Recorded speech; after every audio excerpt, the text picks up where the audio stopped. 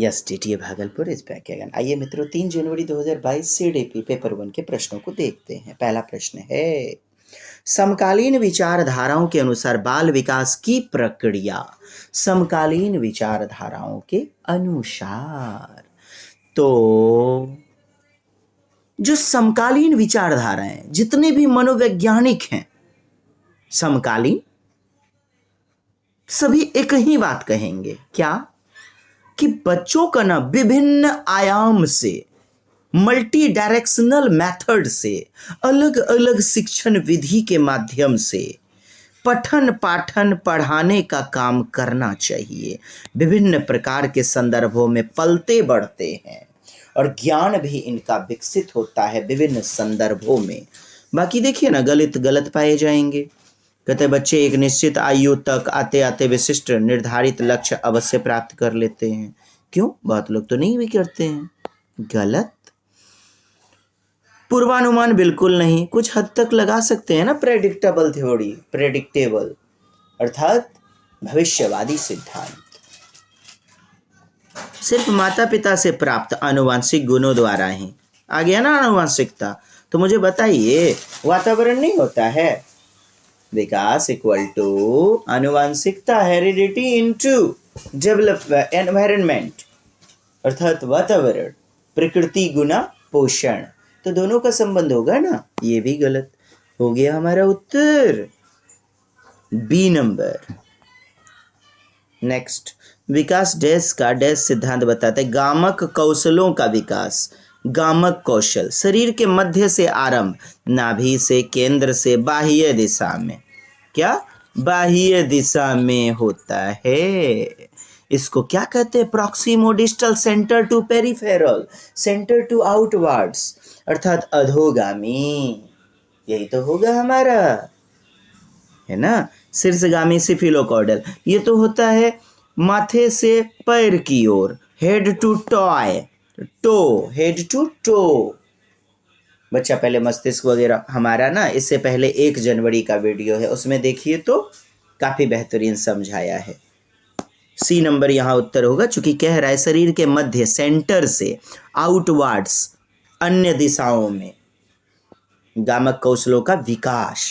हमारा सी नंबर उत्तर। नेक्स्ट, विकास की किस अवस्था में बच्चे कल्पनाशीलता वाले खेल, कैसा? Belief play. बिलीफ प्ले, जैसे चोर सिपाही पर्चा बच्चा खेलता है ना फाड़ करके।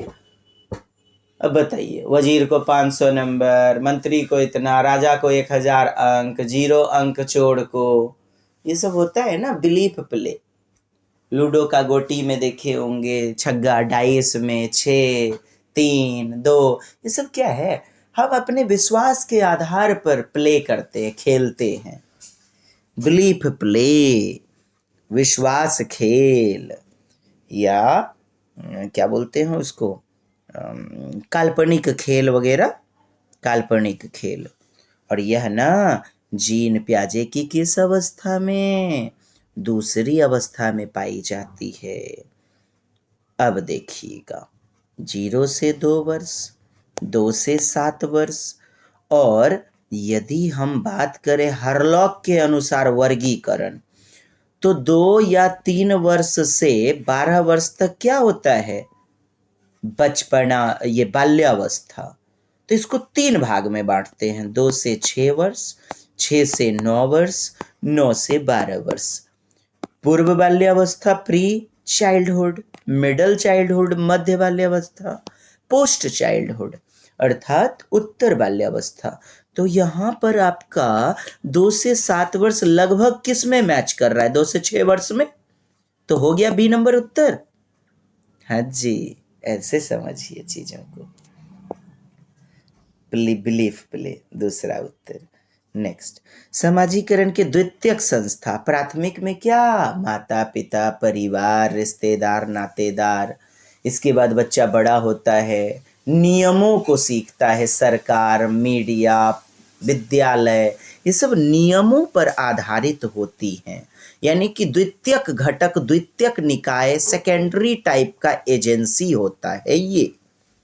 तो कौन सा उत्तर हो जाएगा? परिवार, ये तो समाजीकरण का द्वितीयक नहीं होगा, प्राथमिक होगा। मीडिया द्वितीयक हो जाएगा। धार्मिक संस्थाएं, धर्म कर्म नियम पर चलता है विद्यालय, सही है ना। 2, 3, 4 और 2, 3, 4 बी नंबर में आपका है उत्तर। नेक्स्ट, रुचि को 3 पेंसिल दिखाई गई, देखती है पेंसिल क पेंसिल ख से बड़ी है और पेंसिल ख पेंसिल ग से बड़ी है। जब रुचि यह निष्कर्ष निकालती है कि क ग से बड़ी है, देखिए एक वस्तु है और तीसरी वस्तु के बारे में यदि यही चीज पहले से दूसरा वस्तु में बोलता तो क्रमबद्धता सीरिएशन, लेकिन दूसरी वस्तु को छोड़ के, ख को छोड़ के डायरेक्ट बोल रहा है क से बड़ा है ग, यानी कि एक विशिष्ट टाइप का अंतर गुण को बता पाने की योग्यता, क्षमता। सकर्मक अनुमान, सक्रम यानी कि क्रम के साथ, स मीन्स साथ और क्रम ऑर्डर, तो सकर्मक अनुमान। ट्रांजिटिव थाउट, जीन पियाजे की किस अवस्था में? तीसरी अवस्था हो जाएगा हमारा उत्तर सी। ऐसा नहीं करना है कि 1 नंबर, बारीक सा अंतर है। हालांकि आप कह सकते हैं उत्तर सीरियसन भी होगा, लेकिन दोस्त इस दोनों में चुनना है आपको। विशिष्टता, विशेष बातें, यानी कि इस आदमी से ये दूसरा को छोड़ दिया, तीसरे आदमी, यानी विशिष्ट अंतर को पहचानना। सक्रम से अनुमान, और यही हमारा उत्तर होगा। नेक्स्ट, जीन पियाजे संज्ञानात्मक विकास के सिद्धांत के अनुसार मूर्त संक्रियात्मक चरण यानी कि कॉन्क्रीट ऑपरेशनल तीसरा अवस्था 7 से 11 वर्ष क्या कर पाने के योग्य है बच्चा? क्या कर पाने के योग्य है दोस्त? प्रतिवर्तन, रिवर्सिबिलिटी। तो तीसरी अवस्था में पलटावी, संरक्षणवाद, उत्क्रमणशीलता, रिवर्सिबिलिटी पाई जाती है ना। उलटने पलटने का भाव, संख्या श्रृंखला। अच्छा, अमूर्त चिंतन में चौथे में जाएगा। निगमनात्मक तर्कणा चौथे में जाता है, यहाँ पर आगमनात्मक तर्कणा होता है ना। प्रपोजिशनल, प्रतिज्ञप्ति चिंतन, प्रतिज्ञप्ति चिंतन, ये भी तीसरे में नहीं, तो 1 नंबर में हो गया। क्या होता है हमारा यूट्यूब वीडियो देखिए साहब। अगला, लॉरेंस कोहलबर्ग नैतिक विकास के सिद्धांत में शामिल नहीं है, ठीक। तो पारंपरिक पहला होता है पूर्व पारंपरिक, प्री कन्वेंशनल, दूसरा पारंपरिक कन्वेंशनल, तीसरा पोस्ट कन्वेंशनल अर्थात उत्तर परंपरागत। कौन नहीं है? बी नंबर नहीं होगा। उम्र क्या? 4 से 10 वर्ष, 10 से 13 वर्ष, 13 से 16, और प्रत्येक तीनों अवस्था के 6 उप अवस्था यानी 2 उप अवस्था दिए गए हैं। अगला प्रश्न है हमारा, एक अध्यापिका अपनी कक्षा के लिए लेव वाइगोत्स्की का सामाजिक संरचनात्मक सिद्धांत पर आधारित, सोशियो कल्चरल इंटरेक्शन पर आधारित गतिविधि करवाती है। किससे कहता है बचना चाहिए? किससे बचना चाहिए? मानकीकृत परीक्षा यानी कि किताबी ज्ञान वाला, बच्चों को बाहरी दुनिया यानी अमानकीकृत, संदर्भात्मक, प्रसंगानुकूल वातावरण, व्यवहारिक दुनिया से जोड़ते हुए पढ़ाना, अमानकीकृत ढंग से पढ़ाना चाहिए ना। यहाँ कहता है केवल मानकीकृत परीक्षा, तो यह तो गलत होगा। ढांचा निर्माण, मदद मुहैया करवाना, सही है। संदर्भों से जोड़ते हुए शिक्षण, सही है। अधिगम प्रयास की अवलोकन, बच्चे का अधिगम का जो भी प्रयास है उसका अवलोकन विद्यार्थियों के, तो बच्चा समाज से, संस्कृति से अवलोकन करके सीखता है ना, देख करके वस्तुओं को याद रखता है, समझने लग जाता है, तो सामाजिक गतिविधि है ना यह, ठीक। क्या हो जाएगा? यही हो हमारा उत्तर होगा सी नंबर। नहीं जो होगा किससे बचना चाहिए, टाल देना चाहिए, अनदेखा करना चाहिए, तो सी नंबर को इसको अवॉइड करना चाहिए। नेक्स्ट, लेव वाइगोत्स्की की सामाजिक संरचना, ठीक है, अधिगम को सुसाध्य करने हेतु बताया है। सहकर्मी सहयोग्यता, कोलैबोरेशन, पीयर का, पीयर यानी सहकर्मी, दोस्त, मुहिम, सखा आदि के माध्यम से कोलैबोरेट करना, सही तो है। हाँ, सांस्कृतिक उपकरण का हस्तक्षेप, यार हस्तक्षेप करना चाहिए ना, यानी सांस्कृतिक उपकरण को बढ़ावा देना चाहिए। बोले तो सांस्कृतिक सामाजिक गतिविधि को बढ़ावा देना। यहाँ कहता है इंटरफेयर नहीं करना, नॉन इंटरफेरेंस, गलत है ना।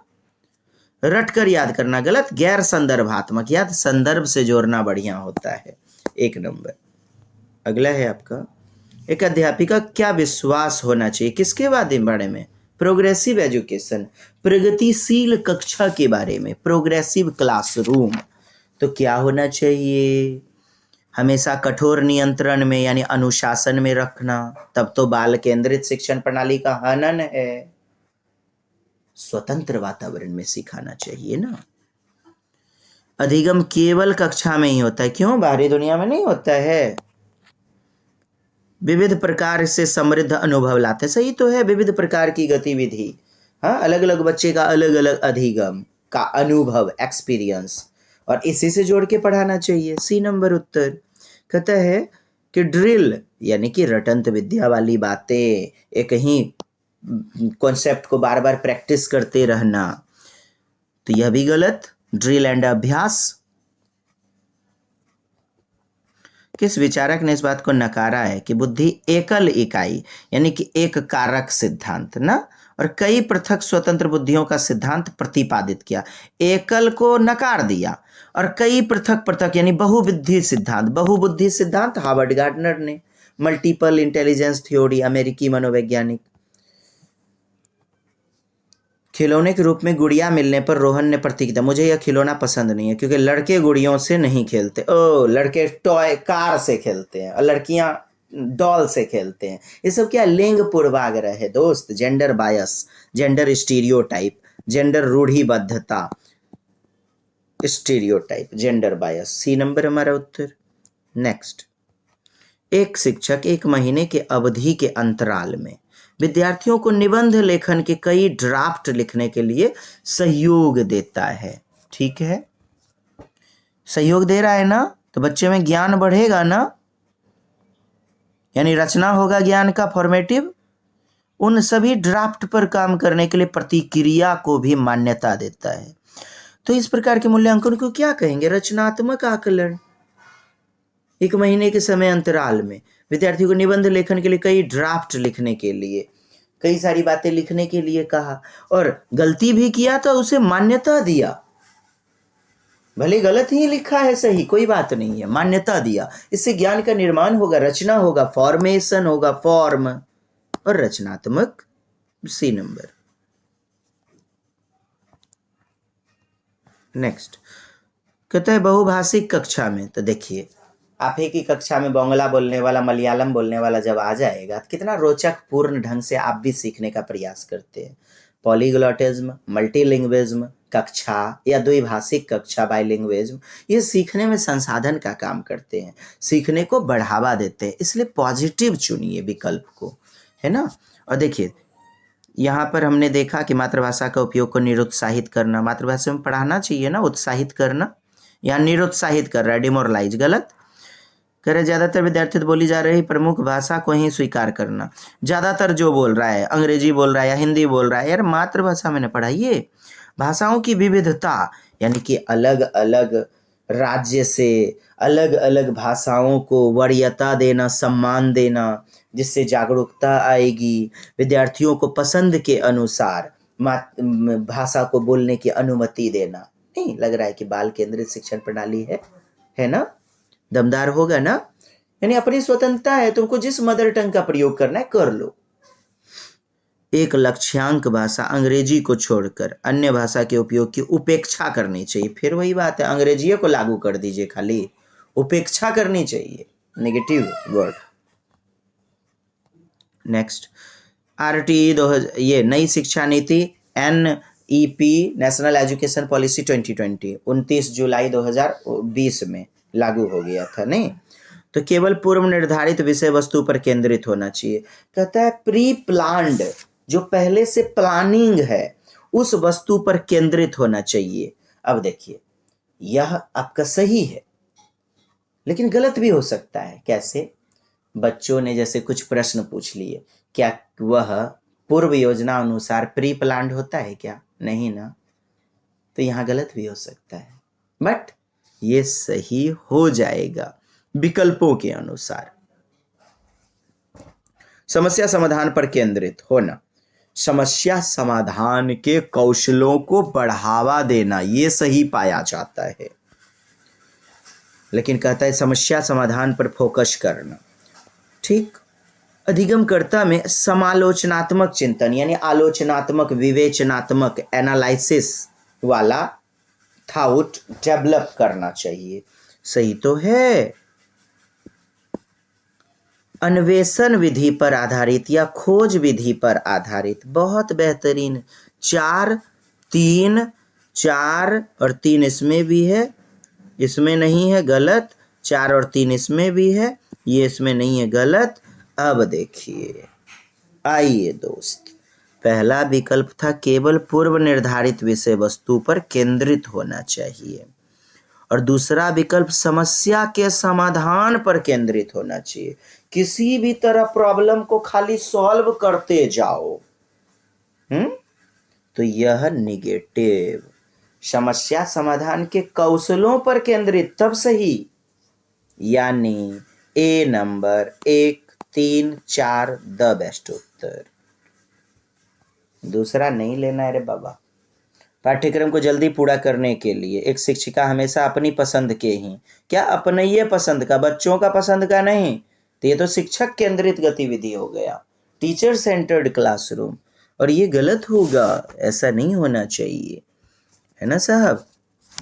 तो विद्यार्थी को समान अवसर की उपलब्धता से कमी हो जाएगी, वंचित रह जाएगा बच्चा। यही तो ठीक है आपका। पाठ्यक्रम पूरा करने के लिए हेतु नियोजित है, इसलिए बस वो पूरा करना लक्ष्य होता है हमारा। क्या यह दर्शाता है कि शिक्षिका ने अपनी कक्षा के श्रेष्ठ बच्चों को पहचानना। और भौतिका विद्यार्थी को कौन पढ़ाएगा? समावेशी कक्षा का उल्लंघन कीजिएगा, सभी की रूप रंग क्षमता का योग्यता के अनुसार एक छत के नीचे सबको समानता के साथ पढ़ाना, योग्यता के आधार पर अपना चहेता बना लीजिएगा। नेगेटिव बात है। समान सम्मिलित को सुनिश्चित करने में प्रभावशाली होगा। क्या सभी विद्यार्थियों को समान सम्मिलित को, हाँ बताइए, अपने पसंद से कर रही है, तो समानता का अधिकार कहाँ आया? निगेटिव ना खोजना है भयंकर वाला कि समान अवसर से वंचित रह जाएगा बच्चा। तीसरा उत्तर गुणज वैफल्य। देखिए, गुणज वैफल्य, गुना करने में प्रॉब्लम, योग व्यवकलन गुणन भाजन जोड़ घटा गुना भाग, गणित का कोई भी पार्ट से जुड़ा है तो कैलकुलिया, क्या कैलकुलेशन, कैलकुलेटर, कैलकुलिया, तो डिसकैलकुलिया, जूझते छात्र। तो गणितीय अक्षमता से जूझता हुआ कोई छात्र यदि है आपकी कक्षा में, तो कौन सी गतिविधि बेहतरीन महत्वपूर्ण होगी जिससे आप पढ़ा सकेंगे और वैसे बच्चे भी सीख लेंगे? कहता है सख्त समय बाध्यताएं, यानी कि बाल केंद्रित शिक्षण प्रणाली का हनन शिक्षक अनुशासन में रख रहा है। कहता है सख्त निर्देश, एकदम, नहीं तो मार के तोड़िए देंगे दे हाथ, ऐसी बाध्यताएं, गलत। विद्यार्थी को दृश्य आधारित परिकलन, जैसे गेन तारा देख सकते हैं ना, देख के हाथों के माध्यम से भी कर सकते हैं ना। जैसे आपका डाइंस ब्लॉक, जैसे भिन्न पढ़ा रहे हैं, भिन्न, तो पेज को फाड़वा करके 1/2 अर्थात पेज को बीचे बीच फाड़ दीजिए। तो ऐसी दृश्य TLM मटेरियल, दृश्य सहायक सामग्री का प्रयोग करवाया जाता है। बेहतरीन तो है, इससे डिस्कैलकुलिया वाले बच्चे भी सीख जाएंगे। और गणित संबंधी प्रयोज्यता उपलब्ध करवाना।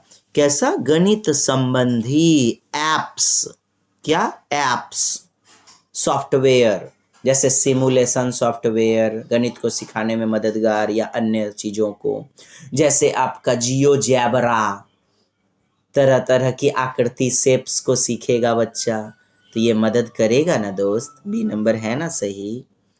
कहते हैं पाठ्यांश में मौजूद प्रासंगोचित जानकारी को निष्प्रभ, यानी कि प्रभावशाली जो नहीं है, प्रभावशाली करने के अतिरिक्त विषय वस्तु से जोड़ देना।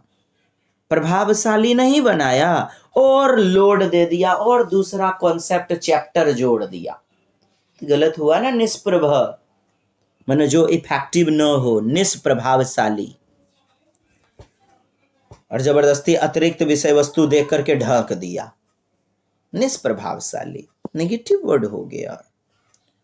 सिर्फ मानकीकृत, नेगेटिव वर्ड, मानकीकृत स्टैंडर्ड, जबकि अनौपचारिक तरीके से, गैर मानकीकृत तरीके से भी पढ़ाना चाहिए। यहाँ यह हमारा गलत हो जाएगा। उत्तर समझ गए दोस्त? डिस्कैलकुलिया में बी। कहता है एक दृष्टिबाधित बच्चा है, दिव्यांग है, तो सामग्री लाभदायक नहीं होगी। इस पार्श्विक ग्लोब, देखिए दृष्टिबाधित है तो आप छूने वाली वस्तु दीजिए, ब्रेल लिपि का प्रयोग करवाइए। हाँ, दृश्य पठन सॉफ्टवेयर, देखने वाला सॉफ्टवेयर, दृश्य पठन, स्क्रीन रीडिंग, जैसे कलम रख दिया, किताबें बहुत सारी ऐसी आ रही हैं, कलम रख दीजिए, उस किताब को पढ़ने लगेगा, बच्चा सुन करके कर सकता है ना। दृश्य पठन यानी रीडिंग करेगा, वैसा सॉफ्टवेयर यूट्यूब वगैरह से, रेडियो से सीखेगा ना बच्चा, सुन सुन करके। तो सही है, यही तो गलत है, छोटे अक्षर। एक तो बच्चे को यूं भी प्रॉब्लम है और उसके बाद भी कहता है छोटा अक्षर, तो गलत हो गया।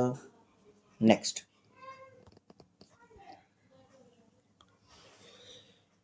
एसर्शन कथन दिया गया है, और देखिएगा आर रीजन, तर्क जो है ना, इस पे लागू होता है कि नहीं है, स्पष्ट व्याख्या करता है कि नहीं है। ठीक।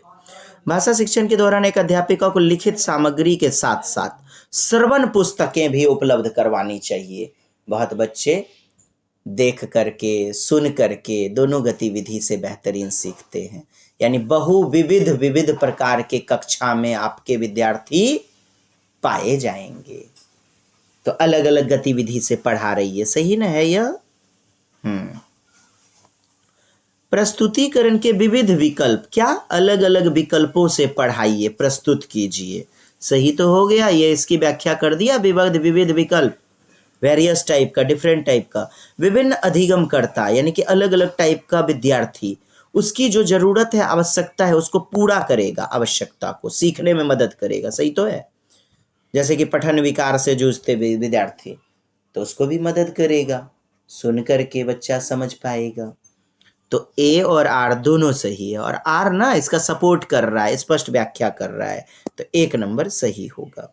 नेक्स्ट, कहता है सृजनात्मक बालक कौन सा गुण किधर है? अपसारी चिंतन। ये देखिए गिलफोर्ड, जेपी गिलफोर्ड है ना, अपसारी चिंतन, यानी कि समस्या समाधान के विभिन्न तरीके, विभिन्न कौशल, सही हो जाएगा। एक प्रश्न के अनंत उत्तर, अनेकों उत्तर।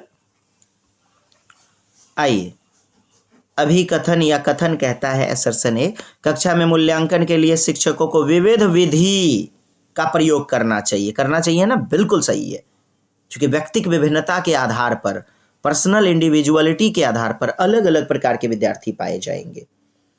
रीजन क्या है? एक कक्षा में बच्चे की सफलता और असफलता केवल पेपर पेंसिल परीक्षा, पेपर पेंसिल का मतलब क्या हो? लिखित परीक्षा हो, पेपर पेंसिल का प्रयोग करना के द्वारा सही और पूर्ण रूप से नहीं निर्धारित किया जा सकता, सही तो है। यानी अलग अलग गतिविधि से, इंटरव्यू लेकर के, आपके भी बीएड डीएड में एक्सटर्नल आया होगा, आपसे वार्ता किया होगा, तरह तरह के प्रश्न पूछे होंगे, आपने प्रोजेक्ट बनाया होगा, असाइनमेंट बनाया होगा, तो अलग अलग गतिविधि है ना। तो अलग अलग गतिविधि पूर्ण रूप से निर्धारित करते हैं, और यहाँ कह रहा है केवल पेपर पेंसिल से नहीं होता है, तो सही तो बात है, विविध तरीकों से होता है। ए और आर दोनों सही है, और ए की स्पष्ट व्याख्या करता है कौन? रीजन, तर्क। नहीं कहते हो एक बहिन फलनाना 1 नंबर के एकदम चुगलखोरनी है तोर बड़की माए, रीजन कह देगा हाँ मैंने भी देखा है उसे, तो कर दिया ना स्पष्ट व्याख्या। यही तो है, और इस बार खूब पूछा जाएगा दोस्त। चलिए, एक हो गया। अगला, किसी संप्रत्यय कॉन्सेप्ट को पढ़ाने के लिए एक अध्यापिका विभिन्न उदाहरण प्रस्तुत करती है। ठीक है, विभिन्न उदाहरण प्रस्तुत करती है। क्या प्रस्तुत करती है? उदाहरण। तो देखते मारिए ना आगमन विधि उदाहरणों से नियम की ओर, विशिष्ट से सामान्य की ओर, मूर्त से अमूर्त की ओर। कक्षा नियमन में विद्यार्थी की सहकारिता यानी कोलैबोरेटिव लर्निंग, कोऑपरेशन, एक दूसरे की मदद करना, सौहार्दता, एकता, अखंडता, राष्ट्रीयता जैसे गुण विकसित होंगे इससे ना। तो कक्षा और एक दूसरे को गुणवत्तापूर्ण शिक्षा में बढ़ोतरी होगी। कक्षा नियमन में विद्यार्थी की सहकारिता, अध्यापक हेतु क्या, अध्यापक को क्या करना चाहिए बढ़ावा देने के लिए? हाँ, परोपकारी उपागम के लिए तो क्या करना चाहिए? 1 नंबर, स्वयं ही कठोर और अटल नियम, यानी कि एकमात्र नियम, उसको दूसरा नियम से नहीं बना सकते हैं, तब बच्चे में क्रिएटिविटी कैसे आएगी? गलत। अभिभावक से बार बार शिकायत, दुर्व्यवहार, विद्यार्थी से दुर्व्यवहार, बाप रे, बाल केंद्रित शिक्षण प्रणाली का इतना बड़ा हनन। मापदंड का पालन न करने पर विद्यार्थी की भर्त्सना, गधा कहीं का, idiot, you nonsense, bloody bastard, भर्त्सना, घुड़की देना, उलाहना देना, गलत। मापदंड और नियमों को स्थापित करते समय विद्यार्थी की सहभागिता, यानी विद्यार्थी को जो पसंद है उसके आधार पर नियम मापदंड को बनाना, विद्यार्थी के अनुसार, उनको जो पसंद है उनकी सहभागिता के अनुसार, कोलैबोरेशन के अनुसार। सही है 4 नंबर। वह विकल्प चुनिए जो उन संदर्भों का सही चुनाव करता है बच्चों के लिए अधिगम हो पाता है। तो खेल कूद, घर में करता है ना बच्चा, खेल कूद के माध्यम से भी करता है ना, क्लासरूम, कक्षा, कक्ष। आइए उत्तर क्या हो जाएगा? तीनों, 1 2 3। हाँ, आप कहेंगे सर 1 और 2 पॉजिटिव होगा दमदार, तो दोस्त 1 और 2 दिया है किसी में क्या? मजबूरियों में आपको तीसरा लेना पड़ेगा ना। तीनों उत्तर हो गया, पहला और दूसरा को आप कभी नहीं काट सकते। खेल के माध्यम से, सहयोग के माध्यम से सीखता है। कौन सी तकनीक छात्रों में समस्या समाधान के कौशल को ना प्रभावशाली बढ़ावा नहीं देगी, प्रभावशाली ढंग से नहीं होगा? मार दीजिए ना छक्का सीधे। देखिए ना नीचे क्या लिखा है, पूर्व निर्धारित चरण दर चरण प्रक्रिया के इस्तेमाल पर बल देना। हाँ, चरण दर चरण, हर समस्या के लिए एक ही जैसी, क्या कहता है, अलग अलग टाइप का नहीं, एक ही जैसा, प्री प्लान्ड, चरण दर चरण, स्टेप टू स्टेप प्रक्रिया का इस्तेमाल पर बल देना। बच्चे में मौलिक चिंतन, क्रिएटिविटी, अब सारी चिंतन फिर आ पाएगा। कहते हैं एक ही प्रकार का मेथड से पढ़ाना, एक ही प्रकार का उदाहरण देना, बच्चों पक जाएगा हो। यही तो होगा। मुद्दा चर्चे में शामिल होना, चर्चा आदि में प्रोत्साहित करना। सही तो है, बच्चा अपने प्रश्नों को पूछेगा, समाधान करेगा। विचार मंथन, ब्रेन स्टॉर्मिंग, यानी समस्या समाधान करने के लिए चिंतन करना। First idea to solve that question, that is called विचार मंथन, मानसिक उद्वेलन, मानसिक झंझावत, ब्रेन स्टॉर्मिंग। स्टॉर्म मीन्स तूफान, ब्रेन तो समझ ही रहे हैं। मानसिक उद्वेलन या विचार मंथन कहलाता है। सही है, बच्चों को चिंतन करने दीजिएगा किसी क्वेश्चन पर, बच्चे विचार करेंगे, ब्रेन स्टॉर्मिंग। तो विचार मंथन ठीक है। समस्या समाधान खोजने का अवसर विविध तरीके से, सही ना हो गया? क्या गलत हुआ? यही गलत हुआ, यही उत्तर होगा, क्योंकि नहीं है क्वेश्चन में। अगला प्रश्न, रचनावादी कक्षा कैसा? कंस्ट्रक्टिविस्ट क्लासरूम, तो बच्चा खोज करेगा, सक्रिय ज्ञान निर्माता, लर्निंग बाय डूइंग करेगा। ऐसे विकल्प देखिए किस ऑप्शन में मौजूद हैं। अपने अनुभव का उपयोग करके नए कौशल, नए ज्ञान की रचना के लिए किया जाता है। प्री नॉलेज से जोड़ के पढ़ाइए, प्री एक्सपीरियंस से जोड़ के पढ़ाइए। कहा भी तो गया है, डी तो बेहतरीन है। प्रश्न पूछने को प्रोत्साहित नहीं, प्रोत्साहित करना चाहिए ना। गलत। कहता है पाठ्य पुस्तक को यंत्रवत, बच्चा मशीन है क्या रट्टा मारेगा? रटंत विद्या, गलत हो गया। अधिगम करता सक्रिय होना चाहिए ना, निष्क्रिय बोल रहा है, इसलिए गलत। निम्न में कौन सी विचारधारा बच्चों के अधिगम में अवरोधक है? हाँ, कौन सा कॉन्सेप्ट बाधा, रुकावट बच्चों को सीखने में असफलता दिखाएगी? त्रुटियां अधिगम की प्रक्रिया का ही एक हिस्सा है। सही बात है, अधिगम की प्रक्रिया का, लर्निंग का प्रोसेस का ही ना एगो पार्ट है। गलतियां करना बहुत अनिवार्य है। अधिगम करतियों के हाँ अनिवार्य है। हमने आपने बिना गलती करके ओ आ क ख सीख लिया। हाँ, हर्षिकार दीर्घिकार हर्षुकार दीर्घुकार बी को डी लिखते थे, भूल गए हैं? अपना समय भूल गए? ये त्रुटियां ना ज्ञान का विषय है। यह ना त्रुटियां बच्चे ने किया तो धीरे धीरे बेहतरीन सुधार करने लगेगा। यह कोई लज्जा का विषय नहीं है। यही गलत, यही उत्तर। कौन अवरोधक है? यही अवरोधक है। कल्पनाशीलता, समझ, अंतराल की जानकारी। अंतराल यानी कि गैप, रिक्तियां, निहित रिक्तियों की समझ विकसित करता है। गैप की समझ यानी बच्चों को समझने में कहाँ दिक्कत हो रही है। गैप, अंतराल या निहित रिक्तियां। तो यह भी सही। बिना त्रुटि के करने के लिए मौका, माने कि डांट के भय के बिना त्रुटियों को करने के लिए मौका मिलना चाहिए। अधिगमकर्ता को डांट के भय के बिना, बिना डांटे हुए त्रुटि करने के लिए, गलतियां करने के लिए मौका मिलना चाहिए। फिर तो यही बातें हो गई कि डांटा डपटा नहीं। बच्चे ने यदि गलती कर दी, डांट नहीं रहे हैं। बताइए, पॉजिटिव है ना? यस। क्यों यार? अक्सर क्या करते हैं शिक्षक केंद्रित में, टीचर सेंटर्ड क्लासरूम में, गलतियां हुई डांट दिए, जबकि थॉर्नडाइक ने भी त्रुटि एवं प्रयास का सिद्धांत दिया है। और हम और आप जोड़ना घटाना घटाना पैचो वाला एक के दिन में सीख गए, क्या गलतियां नहीं किए? तो बच्चों को भी आपको क्या करना है? डांटना नहीं ना चाहिए त्रुटियां होने पर। यह पॉजिटिव है, नेगेटिव पूछ रहा था उत्तर में, और जो कि बी नंबर है। अगला प्रश्न, बाह्य अभिप्रेरणा का उदाहरण देखिएगा। ले बेटा डेयरी मिल्क, ले बेटा तोरा 2 किलो रसगुल्ला खिलाएंगे, काम पूरा कर लो। ये सब बाहरी दुनिया का बनाया हुआ भौतिक पुरस्कार है। बाह्य अभिप्रेरणा देगा, एक्सट्रिंसिक मोटिवेशन। और इंटरनल मोटिवेशन, हाँ, जैसे घर की आर्थिक स्थिति खराब है, जैसे बच्चा जो है ना प्रोत्साहित है, परीक्षा में पास करना है उसे, भूख चुनने भी देता है, भूख प्यास निद्रा आंतरिक होता है, और आदत बाह्य होता है। दोस्त मुहिम से आदत बनाते हैं ना, बाहरी विषय वस्तु। तो कह दिया बाह्य अभिप्रेरणा कौन सा है? एक उदाहरण देखिए, नकद इनाम पुरस्कार पाने के लिए, यही तो हो जाएगा। अच्छा, बाकी समझना कौन सा चाहेंगे आप? क्षमता को बढ़ाने के लिए क्रियाकलाप करना, सही बात है। अपनी व्यक्तिगत है ना, तो आंतरिक अभिप्रेरणा, संतुष्टिकरण यानी कि सेल्फ सेटिस्फैक्शन, स्व संतोषण, आंतरिक अभिप्रेरणा हुआ ना, अंदर से संतुष्टि।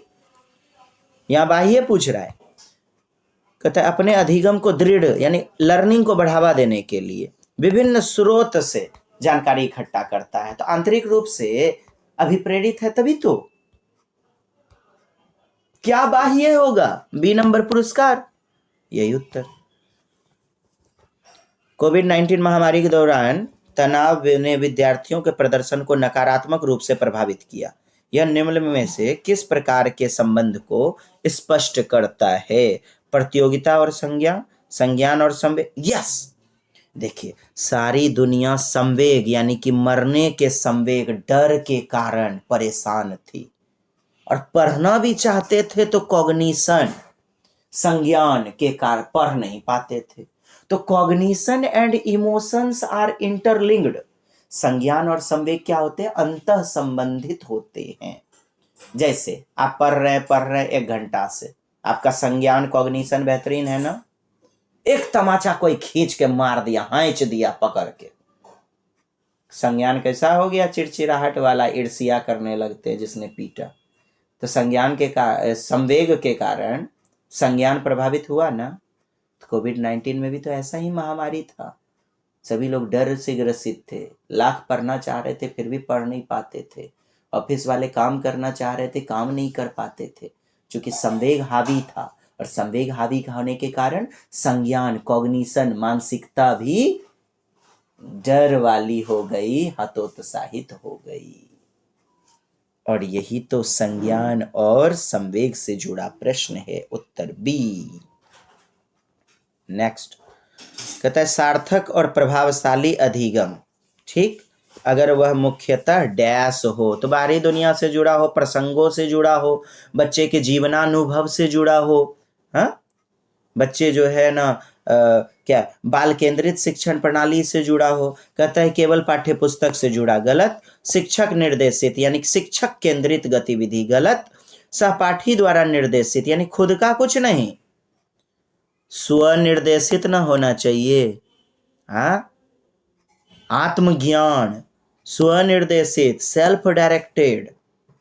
दूसरा बच्चा बेहतरीन है पढ़ने में, तो उसका निर्देश पर चलिएगा कि आंतरिक निर्देशों पर चलिएगा। डी नंबर उत्तर होगा आपका। स्वनिर्देशित शिक्षण ना ऐसी प्रक्रिया होती है जिसमें लक्ष्य हम खुद से बनाते हैं, रूटीन बनाते हैं, सीखने के लिए भौतिक संसाधनों की पहचान करते हैं, रणनीति बनाते हैं, स्ट्रैटेजी। बात समझ में आई? स्वनिर्देशित क्यों होगा उत्तर, तभी तो कार्य हमारा सार्थक हो पाएगा। डी नंबर उत्तर। मिलते हैं अगली दमदार कक्षा में। प्लीज शेयर करें ज़्यादा से ज़्यादा ग्रुप में दोस्त।